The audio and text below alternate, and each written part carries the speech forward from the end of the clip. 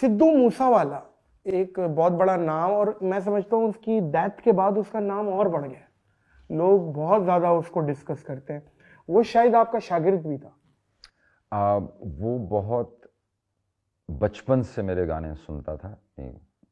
नौजवान उम्र में जब वो स्कूल जाता था तो अभी भी मेरे पास उसकी, क्योंकि फैंस भेजते रहते हैं उसके फेसबुक की अपडेट्स जो करता था स्कूल में, तो वो मेरी तस्वीरें लगाता था, मेरे गाने सुनता था, कैप्शंस में मेरे लिरिक्स लिखता था।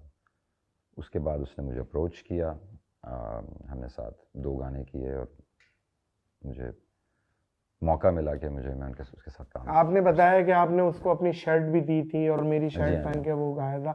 आखिरी दफा कब बात हुई है उसके मर्डर से पहले? आखिरी दफा उसके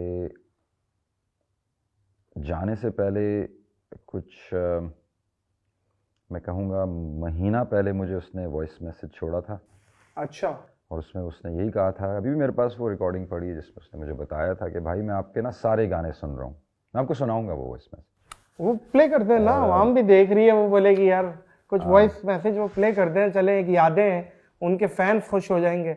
सिद्धू मूसावाला का आखिरी वॉइस मैसेज बोहेमिया भाई प्ले कर रहा है।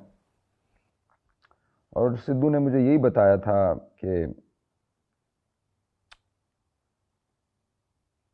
मैं आपके गाने सुन रहा हूँ और नेक्स्ट जो गाना है उसके बारे में कुछ कह रहा था। ਕੁਛ ਵੀ ਵੀਰੇ, ਮੈਂ ਨਾ ਕੱਲ ਸਾਰੀਆਂ ਐਲਬਮਾਂ ਸੁਣੀਆਂ। ਕੱਲ ਮੈਂ ਬਾਹਰ ਗਿਆ ਹੋਇਆ ਸੀ ਕਿਤੇ, ਕੱਲ ਦਾ 1000 ਥਾਟਸ ਡੀਲਕਸ ਤਿੰਨੇ ਚਾਰ ਐਲਬਮਾਂ ਇਕੱਠੀਆਂ ਸੁਣੀਆਂ ਤੇ ਸਭ ਤੋਂ ਜ਼ਿਆਦਾ ਮੈਂ 420 ਸੁਣਿਆ ਗਾਣਾ। ਤੇ ਬਈ ਕੁਛ ਨਾ ਕੁਛ ਓਲਡ ਸਟਾਈਲ 'ਚ ਜੋ ਆਪਾਂ ਹੈ ਨਾ, ਜਿਵੇਂ ਆਪਾਂ ਪਹਿਲਾਂ ਉੱਦਾਂ ਦੀ ਬੀਟ ਸਟਫ ਦੇ ਵਿੱਚ ਹੈ ਨਾ, ਯਾਨੀ ਕਿ ਉਹਦੇ 'ਚ ਪਹਿਲੀ ਵਰਸ ਤੁਹਾਡੀ ਹੋਵੇ, ਸੈਕਿੰਡ 'ਤੇ ਮੇਰੀ ਹੋਵੇ, ਯਾਨੀ ਕਿ ਇੱਦਾਂ ਦਾ ਕੁਛ, ਯਾਨੀ ਕਿ ਨਾ ਅਲੱਗ ਜਿਹਾ ਮਿਕਸਚਰ। ਇਹ ਨਾ ਹੋਵੇ ਵੀ ਜਿਵੇਂ ਗਾਣੇ ਦੇ ਵਿਚਾਲੇ ਵੀ ਪਹਿਲਾਂ ਮੇਰਾ ਸਟਾਰਟ ਹੋ ਗਿਆ, ਬਾਅਦ 'ਚ ਤੁਹਾਡੀ ਵਰਸ, ਪਹਿਲਾਂ ਸਟਾਰਟ ਤੁਹਾਡਾ ਹੋਵੇ, ਆਈਡੀਆ ਤੁਹਾਡਾ ਹੋਵੇ ਬਾਈ, ਵੀ ਉਹਦੇ ਅਕੋਰਡਿੰਗ ਆਪਾਂ ਯਾਨੀ ਕਿ ਵੀ ਕੁਛ ਅਲੱਗ ਜਿਹਾ ਟਰਾਈ ਕਰਕੇ ਦੇਖਦੇ ਆ ਵੀਰੇ। ਤੁਸੀਂ ਵੀ ਵਰਕ करो, मैं भी करता हूँ। ये लास्ट है। और भाई ठीक ठाक हो? वो कहना ये मांग रहा है कि कहता है मैंने 420 गाना, 1000 थॉट डिलक्स, ये सारे एल्बम में आपके बैठ के सुने। और कहना ये मारा है कि यूजुअली ऐसा होता है कि आपको गाना बना के देते हैं तो उसमें फिर आप रैप डाल देते हैं। तो सिद्धू का ये आइडिया था कि नहीं, कि आइडिया आपका हो। अभी देखिए कितनी बड़ी बात है, क्योंकि यूजुअली तो कॉमन सेंस यही है, आप गाना बनाएंगे तो फिर उस पर मैं रैप लिखूंगा। वो कह रहे नहीं, मेरे पास आइडिया ऐसा है कि आपका ही थॉट हो, आपका आइडिया हो, फिर उस पर मैं लिखूं।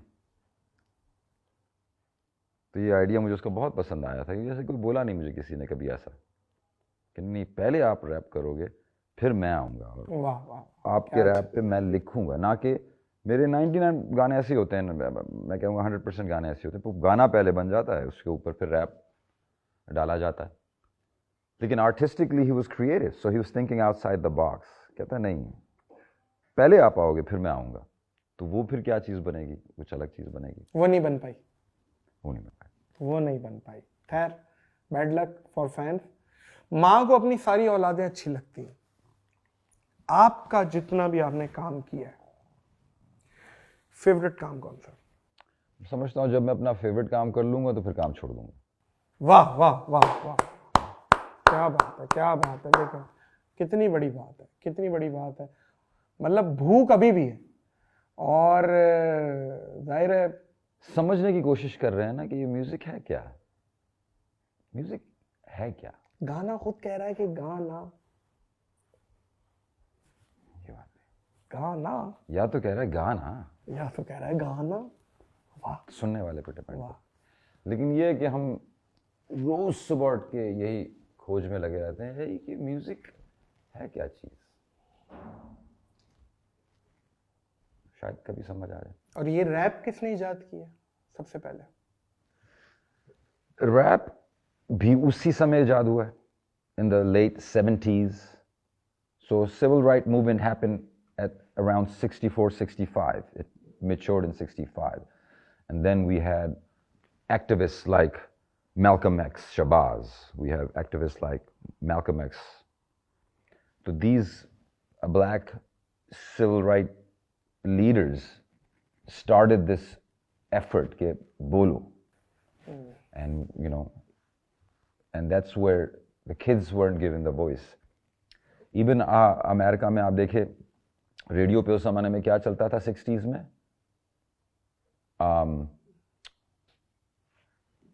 the king Elvis Presley, but in actuality Elvis जो गाने गा रहा था, they were actually black people's song.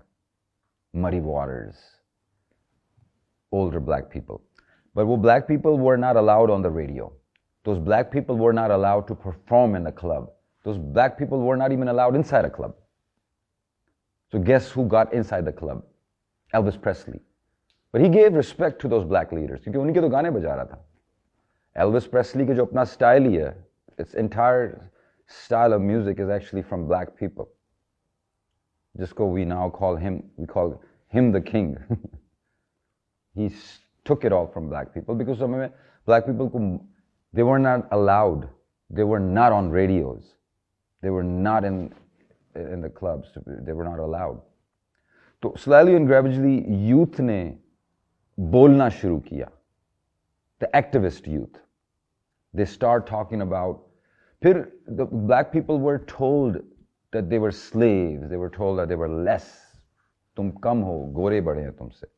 So their hip hop actual में जो leaders थे, the real true early rappers, they were all reminding them कि तुम लोग kings हो. You come from your tribal kings. Black people, तुम्हारा जो blood है, it's don't let that.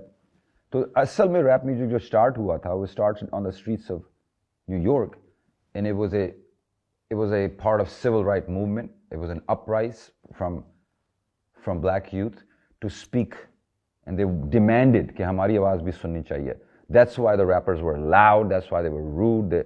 But initially, the message was to bring power back to black people. That was the message. बाद में वो चीज़ म्यूजिक बन गई. जब वो म्यूजिक बन गई तो म्यूजिक इंडस्ट्री ने उसको अपने काबू में ले लिया. जब म्यूजिक इंडस्ट्री के हाथ में आई तो then it was only done for money. When it was done for only money, then they had control over कि किस किस्म का rap music निकलना चाहिए. Then they slowly modified. They only gave chance to rappers that talked about guns, drugs. तो वो उल्टा backfire हो गया. उल्टा backfire ऐसे हो गया कि the voice that was supposed to make them leaders, make them think कि आजकल ज़माना जाली, जिन्हों दिल तो दबा दो दे गाली, जिन्हों अंधेरे चुक काट के रोशनी दिखाओ, वही अंधेरा दिखाए तानु जदो ओदी बारी, जिन्हों तिजोरी दिखाओ, वही खरे खाली, जड़ा फूल तोड़े बाग तो वही बने माली. So the rap music was meant to teach people. But जब इंडस्ट्री ने पता चला कि ऐसे रैपर तो लोगों को कुछ सिखा देंगे, ऐसे रैपर तो लोगों को बना देंगे, ऐसे रैपर तो लोगों को जगा देंगे, फिर ऐसे रैपरों को उन्होंने बिठाया. फिर आपके सामने रैपर्स आए, ठंडा ठंडा पानी, दैट बुलशिट, उसको जगा दी कि नहीं ये है rap music. No, rap music का मकसद कुछ और था. इंडस्ट्री के जब हाथ में आया, अब उन रैपर को अमेरिका में भी कोई नहीं पूछता.